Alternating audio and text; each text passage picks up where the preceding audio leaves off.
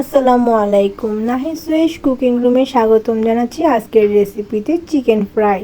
বাঙালির ঈদ আনন্দ অনুষ্ঠানে অথবা যে কোনো সময় বাচ্চাদের টিফিন অথবা নিজেদের নাস্তার জন্য খুব সহজেই তৈরি করে ফেলুন এই রেসিপিটি। আর রেসিপিটি সম্পূর্ণ দেখতে হলে এর মধ্যে থাকবে কিছু টিপস অ্যান্ড ট্রিক্স। ভিডিওটি না টেনে সম্পূর্ণ দেখুন এবং এই রান্নাটা করে ফেলুন খুবই দ্রুত। অল্প সময়, শুধু হাতের কাছে মুরগি থাকলেই চলবে। রেসিপিটি একদম রেস্টুরেন্ট স্টাইলে। এই মুরগি আমি এখানে একটা সোনালী মুরগি ব্যবহার করেছি। আমি এখানে ছোট ছোট পিস করে নিয়েছি, ভালো করে ধুয়ে পরিষ্কার করে পানি ঝরিয়ে নিয়েছি। এবারে ছোট ছোট পিস করা মুরগিগুলোতে আমি কিছু রেগুলার মশলা ব্যবহার করব। এই মশলাগুলো সাধারণত আমাদের ঘরেই থাকে, শুধু ব্যবহার করলেই হয়ে যাবে। রসুন বাটা হাফ চা চামচ, আদা বাটা দেব 1 চা চামচ, এর মধ্যে দিয়ে দেব লবণ যেটা স্বাদ অনুযায়ী। আমি ভিনেগার দিয়ে দিলাম, এখানে লেবুর রস ব্যবহার করতে পারেন। আমি একটা ছোট ভুল করেছি যে লবণটা আগে ভাগে দিয়ে দিয়েছি। লবণটা একদম শেষে ভাজার আগে দিলে ভালো হয়, তা না হলে পানি কেটে দেয়। তো আপনারা যেভাবে খুশি দিতে পারেন। হাফ চামচ সয়া সস দিয়ে দিলাম, এটা অপশনাল, এটা আপনারা না দিলেও চলবে যদি ঘরে না থাকে। ভিনেগারের বদলে লেবুর রস ব্যবহার করতে পারেন। আমার হাতে বানানো মাংসের মশলা 1 চা চামচ, এটা রেসিপিতে দেওয়া থাকবে, লিঙ্কে দিয়ে দেখে নেবেন। টেস্টিং সল্ট 1 চা চামচ, তার একটু কম। এইগুলো দেওয়ার পরে এবারে দিয়ে দেব গরম মশলার গুঁড়া হাফ চা চামচ, যেটা আমার লিঙ্কে দেওয়া নেই, কখনো বানালে করে দেখাবো। এবার আমি এর মধ্যে একটি ডিম দিয়ে দেব। ডিমটা দেওয়ার পরে এটা আমি খুব সুন্দর করে মেরিনেট করে নেব। মেরিনেট করাটা হচ্ছে সবথেকে আসল। এটা যত সুন্দর করে মেরিনেট করা যাবে তত ভালো টেস্ট আর ফ্লেভার আসবে। আর এটা যদি আপনারা দীর্ঘ সময় মেরিনেট করে রাখতে চান তবে অবশ্যই এটাতে ভারী ঢাকনা বা র্যাপিং পেপার দিয়ে মুড়িয়ে ফ্রিজে রাখবেন। আর যদি সঙ্গে সঙ্গে করতে চান তবে মিনিমাম আধা ঘন্টা ম্যারিনেট করতে হবে। তো আমি এর মধ্যে ব্যবহার করছি 1/4 কাপেরও কম কর্নফ্লাওয়ার। এই কর্নফ্লাওয়ারের কোটিংটা সাথে থাকলে এটা কিন্তু অন্যরকম লাগবে। এছাড়া আপনারা এখানে ভিনেগারের বদলে টক দই ইউজ করতে পারেন। এখন আমি যেহেতু রেগুলার রান্না করি এবং হাতের কাছে থাকা সব কিছু দিয়ে করি, এজন্য এভাবেই রেসিপিটি দেখাচ্ছি। তো এখানে আমি টেস্ট এবং কালারের জন্য ঝালের গুঁড়া ব্যবহার করছি আর ব্যবহার করছি গোলমরিচের গুঁড়া। তো যেটা আমি প্রথম দিকে দিতে ভুলে গিয়েছিলাম, সেজন্য পরবর্তীতে দিয়ে দেখাচ্ছি। তো এটা দেওয়ার পরে আমি খুব সুন্দর করে মাখিয়ে নেব। মাখানোটা আমার খুব ভালো হওয়া চাই। খুব ভালোভাবে মাখিয়ে নেওয়া হয়ে গেলে এটাকে আমি 30 মিনিটের জন্য রেস্টে রেখে দেব। 30 মিনিট পরে আমি আবার ফিরে আসছি কিভাবে ফ্রাই করব সেটা দেখাতে। তো ততক্ষণে আপনারা যদি আমার রেসিপিটি পছন্দ হয়ে থাকে তবে অবশ্যই বেল আইকনে ক্লিক করবেন। সাবস্ক্রাইব করা না থাকলে সাবস্ক্রাইব করে দিবেন। আর নিয়মিত রান্না পেতে হলে বেল আইকনে ক্লিক করতে হবে। পেজ থেকে দেখলে পেজে ফলো দিয়ে দেবেন। আর আমি এখানে টেস্টের জন্য 1 চা চামচেরও কম চিনি ব্যবহার করেছি। এবার এটাকে আমি ফুল 30 মিনিট রেস্টে রাখবো, তারপরে ফিরে আসছি ভাজতে। ভাজার জন্য আমাদের দরকার হবে হাফ লিটার পরিমাণে তেল। অবশ্যই আপনার মুরগির উপর নির্ভর করবে কি পরিমাণ। এটাকে আমি চামচ দিয়ে আবার সুন্দর করে মাখিয়ে নিচ্ছি। তো আমি এখানে হাফ লিটার তেল নিয়েছি, যেহেতু ডুবো তেলে ভাজবো।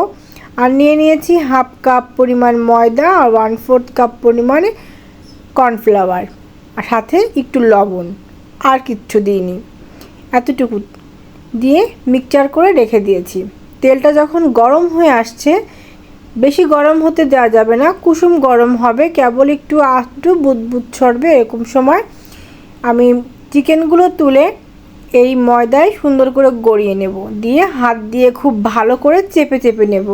হাত দিয়ে যখন চেপে নেব তখন এই চিকেনের চারদিকে ময়দার কোটিং থাকবে।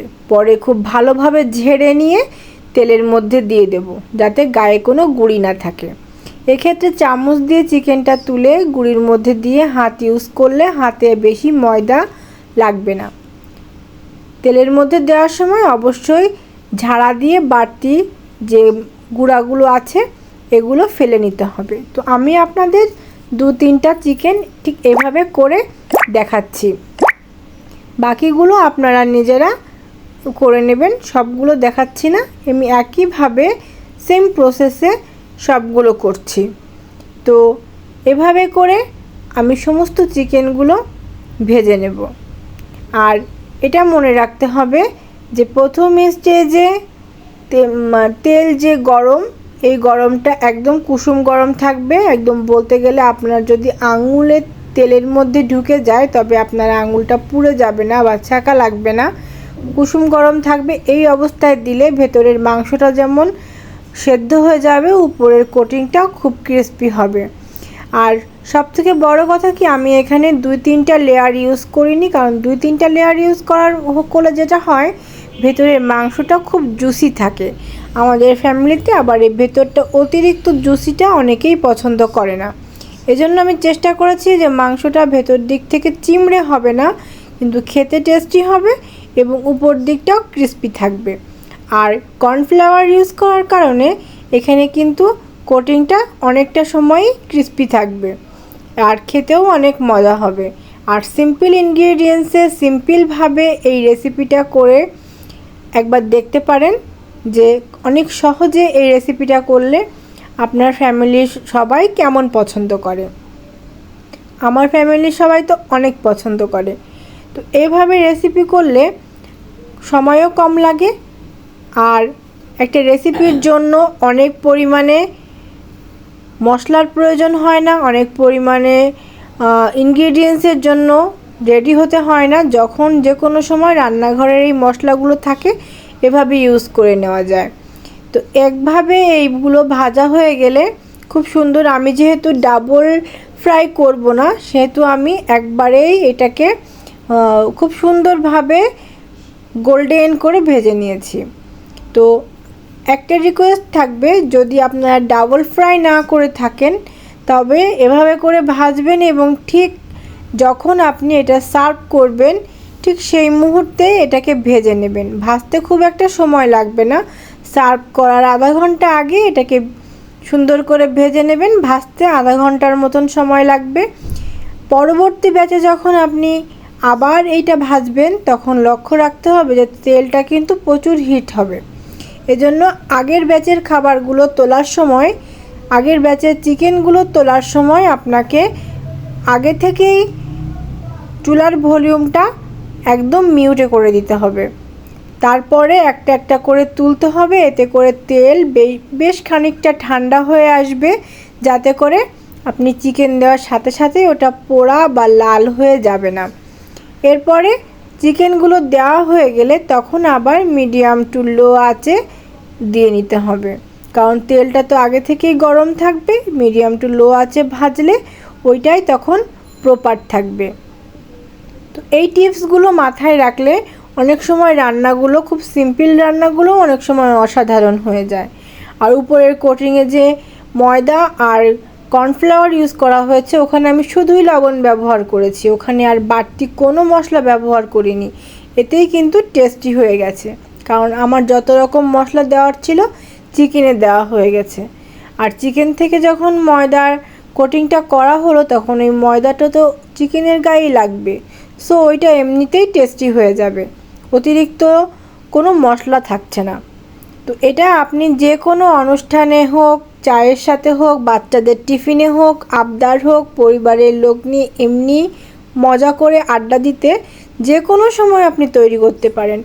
এমনকি ঈদের সময়ও চিকেন ফ্রাইড রাইসের সাথে ব্যবহার করতে পারেন। বিশেষ করে আমরা ফ্রাইড রাইসে চিকেন ফ্রাই খেয়ে থাকি, তবে এটা কিন্তু পরোটা দিয়েও অনেক মজা লাগে আর এমনি খেতেও মজা লাগে। সাধারণত সস দিয়ে খেতে বা স্যুপ দিয়ে খেতে বেশি ভালো লাগে, নুডলসের সাথেও কিন্তু খারাপ লাগে না। তো এটা খাওয়ার জন্য কোনো রিজন লাগে না বা কোনো উপকরণ লাগে না যেটা কি দিয়ে খাবো, এটা এমনিতেই অনেক মজার। তো দুটো ব্যাচে আমার সম্পূর্ণ ভাজাগুলো হয়ে গেল। তো আশা করছি ভিউয়ার্স আমার এই রেসিপিটা আপনাদের ভালো লাগবে। তো যদি ভালো লেগে থাকে তাহলে অবশ্যই রিকোয়েস্ট করছি পাশে থাকবেন, সাবস্ক্রাইব করে না থাকলে সাবস্ক্রাইব করবেন, পরবর্তী নোটিফিকেশনের জন্য বেল আইকনে ক্লিক করবেন। এই ছিল আজকের রেসিপি। ধন্যবাদ সবাইকে।